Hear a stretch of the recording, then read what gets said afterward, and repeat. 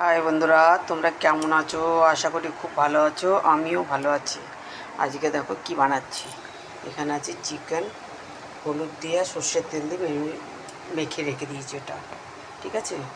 আর আছে দেখো কি, এটা আছে তোমার আদা রসুন কেটে রেখেছি, আলু কেটে রেখেছি ডুমো ডুমো করে, টমেটো কেটে রেখেছি, আর এটা হচ্ছে তোমার পেঁয়াজ কেটে রেখেছি। তারপরে এখানে এক বাটি তেল নিয়ে রেখেছি। তারপরে তোমার এটা হচ্ছে হলুদ হলুদ জিরে গুঁড়ো, লঙ্কার গুঁড়ো, ধনে গুঁড়ো, এটা আছে তেজপাতা, শুকনো লঙ্কা, গোটা জিরে, আর গরম মশলা, গোটা গরম মশলা নিয়ে নিচ্ছি।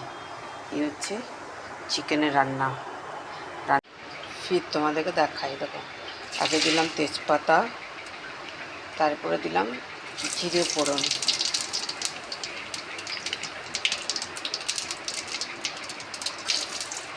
লঙ্কা দিয়ে গোটা গরম মশলা দিয়ে দিলাম, দিয়ে করে দেবো পেঁয়াজগুলো কেটে রেখেছি।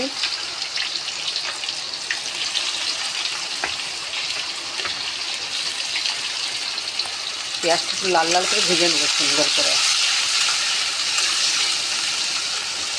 না, এরপরে নুনটা দিয়ে দিই, এবারে নেড়ে ছেড়ে ও ঢাকা দিয়ে দেবো সুন্দর করে।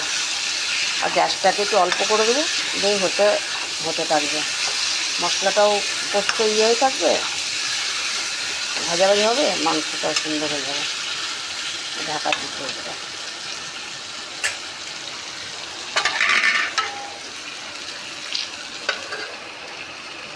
দেখি খুব সুন্দর গন্ধটা এসছে।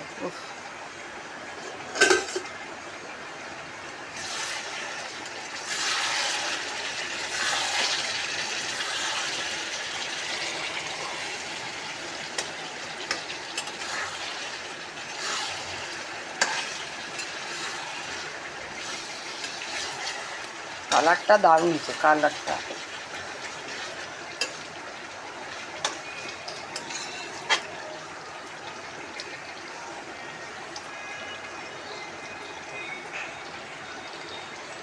কস্তুরি মেথি একটু হাতে করে একটু ব্রাশ করে দিই।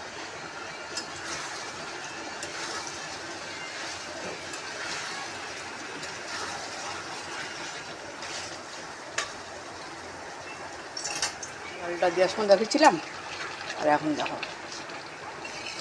কালারটা হেভি হয়েছে। এমনি মাখো মাখোই করবো।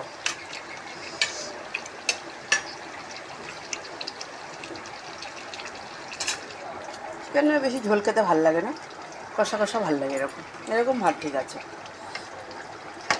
চলো,